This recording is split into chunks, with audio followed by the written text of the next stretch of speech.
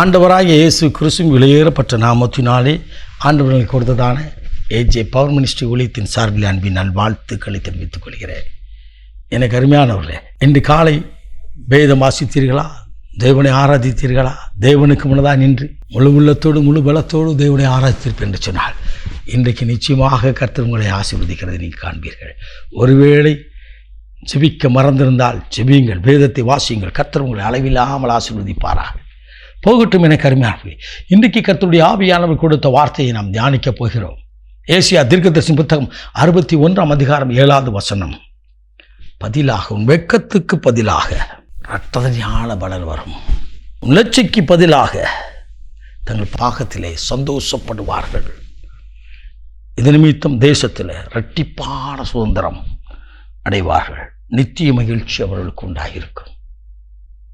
இன்றைக்கு ஆவியானவர் கொடுத்த வார்த்தை, ஆண்டவர் இன்றைக்கு கொடுத்திருக்கிறதான வார்த்தை.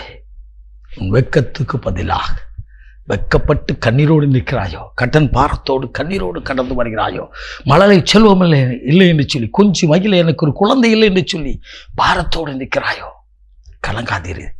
நான் பிரசங்கிக்கிற ஆண்டவர் உயிரோடு இருக்கிறார். அவருக்கு முன்னதான் நீ கண்ணீர் வடித்துப்பார். உன் கண்ணீரை துடைக்க அவர் போதுமானவர். உன் கண்ணீரை கண்டு கடந்து போகாத தேவன். ஐயின் பட்டணத்து விதவை கதறி அழுத போது அழாதே என்று சொல்லி ஆறுதல் சொன்னவர் மாத்திரமல்ல, ஆறுதல் செய்தவர். மரித்தவனை உயிரோடு எழுப்பின ஆண்டவர். எனக்காக உங்களுக்காக மரித்து உயிரோடு எழுந்து அவர் ஜீவிக்கிற தேவனவர். அவர் உன் கண்ணீரை கண்டு கொண்டிருக்கிறார். அவர் உன்னை பார்த்து கொண்டிருக்கிறார். எனக்கு அருமையானவர்களே, எங்களுடைய வெள்ளிக்கிழமை தோறும் நடக்கின்ற குணமளிக்கும் வாச ஜபத்திற்கு கடந்த ஆண்டிலே ஒரு அருமையான மகள் வந்தார். அவருடைய பெயர் டாஃப்னி. அவர் இவ்விதமாக சொன்னார், 6 ஆண்டுகள் குழந்தை இல்லை, ரொம்ப கஷ்டமாக இருக்குது. அழுதாள், அழுது கொண்டே இருந்தாள். ஒவ்வொரு வாரம் வரும்பொழுதெல்லாம் அழுது கொண்டே இருந்தாள். ஆண்டவர் கண்ணீரை கண்டு கடந்து போகாதபடி ஆண்டவர் சொன்னார், இரட்டிப்பான ஆசீர்வாதத்தை கொடுப்பேன் என்று சொல்லி கடந்த வாரம் கூட்டத்திற்கு வந்திருந்தார். எனக்கு அருமையான கடந்த வாரம் தேவாலயத்தில் சந்தித்திருந்தேன். எங்களுடைய பகுதியிலே கடந்த நாட்களிலே இந்த தவக்கால மீட்டிங் நடந்து கொண்டிருந்தது. எனக்கு அருமையானவர்களே, அந்த நற்செய்தி கூட்டத்திற்கு கர்த்தர் கொடுத்த மழலை செல்வத்தை கரத்தில் எடுத்து கொண்டு வந்திருந்தார்.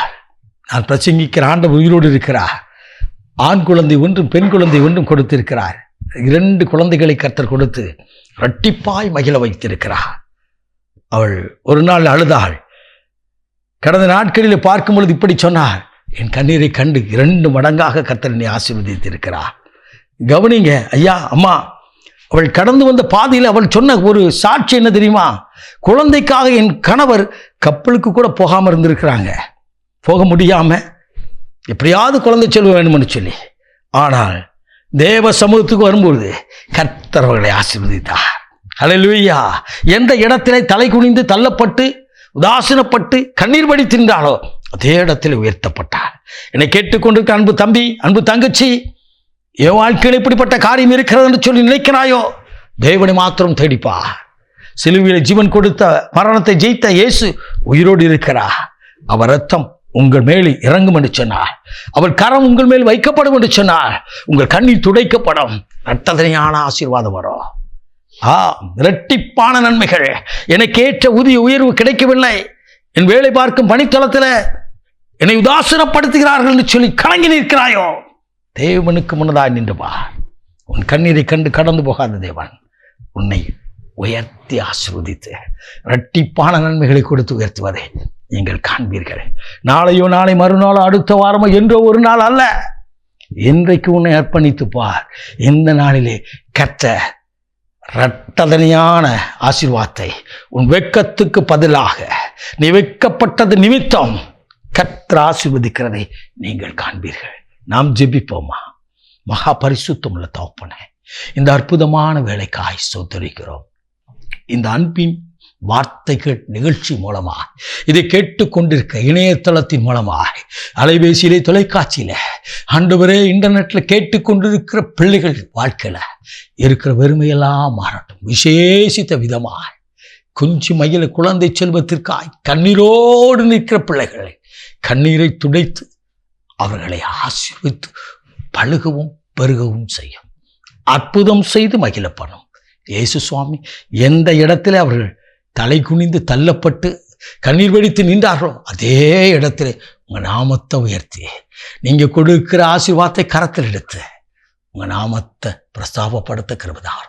எல்லா மகிமையும் மக்கள் செலுத்துகிறோம் இயேசு ரட்சகரின் வெளியேறப்பட்ட நாமத்தில் பிதாவே. ஆமென். ஆமென். God bless you.